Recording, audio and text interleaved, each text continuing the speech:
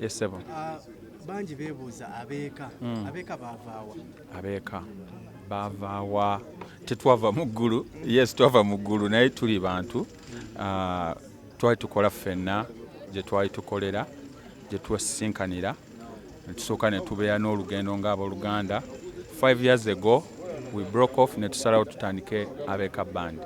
So kati emyaka 5 n'emyezi egigwamu kati gye gyakayitawo ate era nga tugenda kucelebratinga ne emyaka 5 wamu tukikkiriza ekyo mu linnya erya Yesu.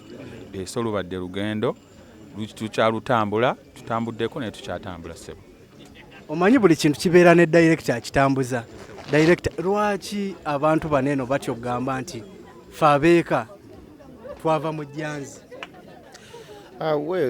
Kiringa okwogera abantu bantu tebaagala kwogera linnya lya ex girlfriend or boyfriend, so naffe tetwagala okwogera linnya eryo like tetwagala like tetunyonya amasanyalaze corporate nyingi, so bayinza ogamba mwasindisa ekivulu kyammwe on our name, so kyovulaba we avoid okwogera linnya eryo.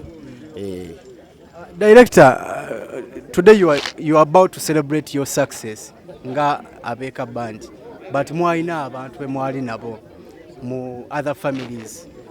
Musobola bayita ne mugamba bannaye baganda baffe mujje tujoininge tunyumirize abantu. Bonna twabayita naye kiri eribbo oba baagala kujja naye buli omu twamuyita. Osobola okubayita copyright mwamuyita. Bonna buli omu twamuyita. Banange mujje tunyumirwe endongo mwena n'aba ex baffe namujje. Ffe tetulina gwe tuwalana. Tetulina gwe tuwalana. By the way ngamba tulina ekivulunga bbiri. Obulamu bulungi neyagala. Yes sir. Zigenda gitya? Gigenda bulungi. Olwaleero tulabanga Abeeka mweyongedde okula. Yes, tweyongedde okula tuze nga tukula ate nga tukyeyongera n'okula. Naye nga leero kyasanyu nnyo. Tulina show gye tulanga nga 2 May egenda okubeera ey'amaanyi. Ndowooza kyo kigenda okuba ekivulu ky'omwaka. Ebivulu mu ebiri naye this is going to be special. So Abeeka kyensinga okwewaanira mu tubadde ffenna kumala emyaka 10. I think bw'ova ku Africa band fe band erine bagaya babadde bonna for a longer time.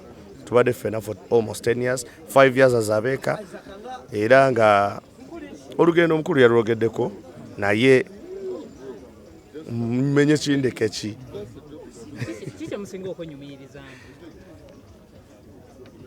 Katonda tusinga kwenyumiriza mu Katonda n'abawagizi baffe okutwagala nga bwe batwagadde. Tusiimye nnyo tusiimidde ddala nga 2 muliro ku manyi mbadde so fan I'm young naye mbadde nnyo fan wammwe from day one. Moso Alan ebbanga lyomaze mu industry and so in music then compared to n'abalala endongo eno ogirabye otya?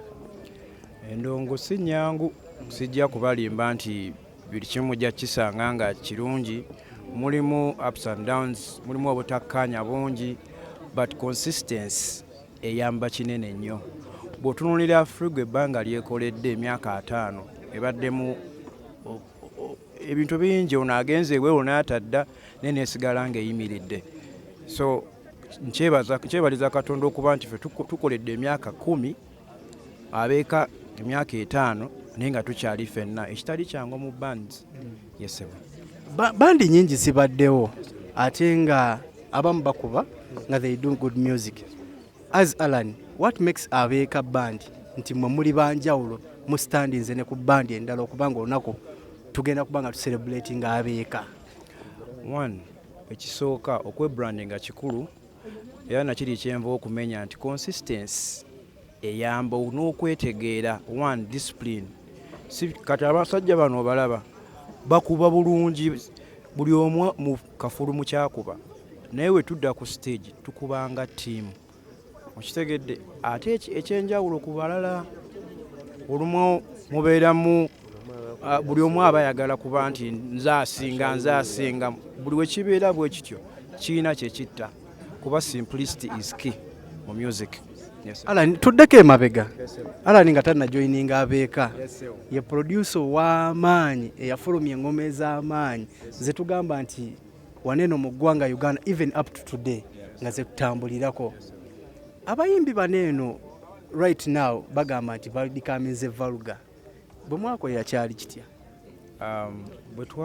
By then ebintu era tebyali byangu naye mwalimu uniqueness nti buli omu buli eyali yiyanga yajjanga ye naye kati of late woowulira nga waliwo alina kyafulumiza oyagala okoppa ekyo woowulira ng'ono ayimbye kino ng'odde ewa producer ng'omugamba producer mbadde nsaba onkolere nga ewakoledde atya oli ekitaaliwo edda buli omu yajja ne uniqueness ye nga sound yiye oba owulidde Bobby omuwulidde nga ye bw'owulidde ono omuwulidde nga ye buli omu kyova olaba ebiseera ebisinga abantu barifaringa nnyo ku music wedda paka kati asobola okompitinga ne music aliwo kati.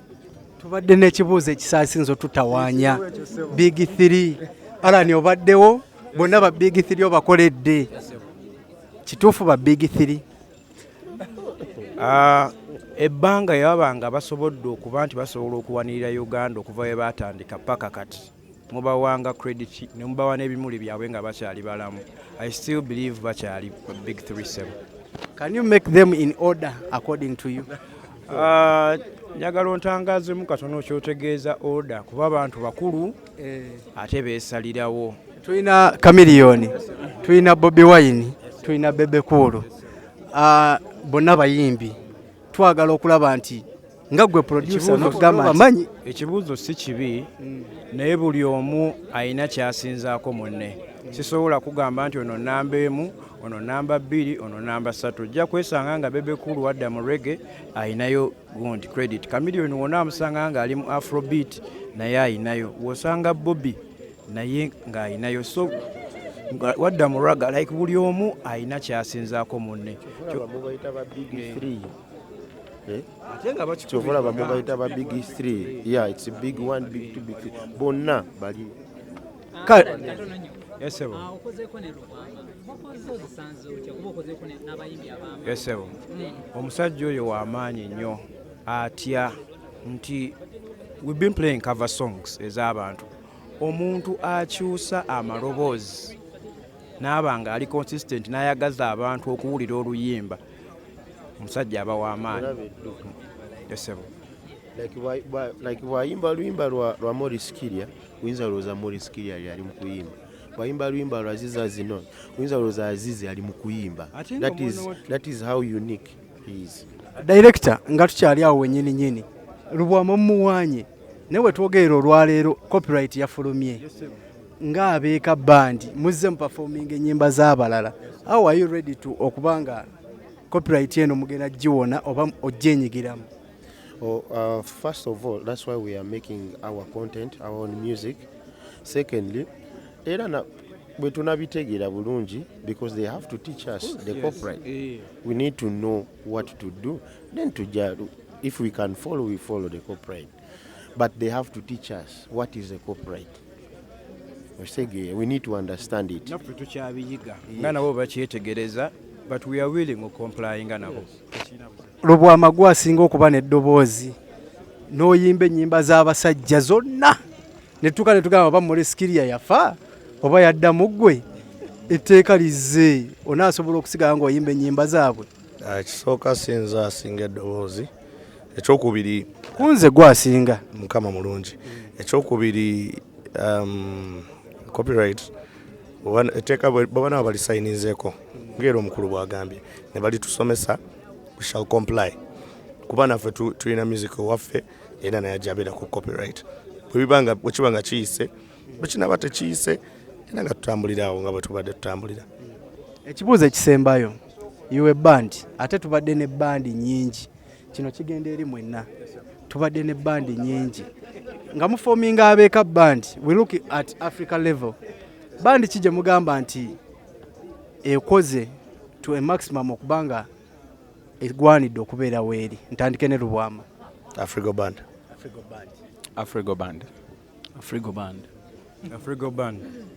Director Wanji? bandi kyesinze okukola sorry mbadde sitegedde ekibuuzo kibadde nti you are among the best bands in Africa. Band kijogamba mu Africa yesinga. Sauti Sol ekoze. An Africo band ekoze. Nga tugambye nti Africa band teriiwo. Abeeka tebaliiwo. Band ki mu Uganda in particular gye mugamba naffe wadde tukuba naye bandi eno Abannayuganda basobola okukola obulungi. Mazima matuufu bands nyingi nnyo era abasinga bonna mikwano gyange mbamanyi bands zonna bakuba bulungi naye sinnabeetegereza kugamba nti ono oba oli sijja kukulimba naye nga bonna mikwano gyange era mbaagala nnyo. Dr. Alan. Dr. Alan. Dr. Trevor. Kakati nze challenge gye nnina kubanga tuba tukola throughout the week. Mba njagala recommending nga nze nendaba show.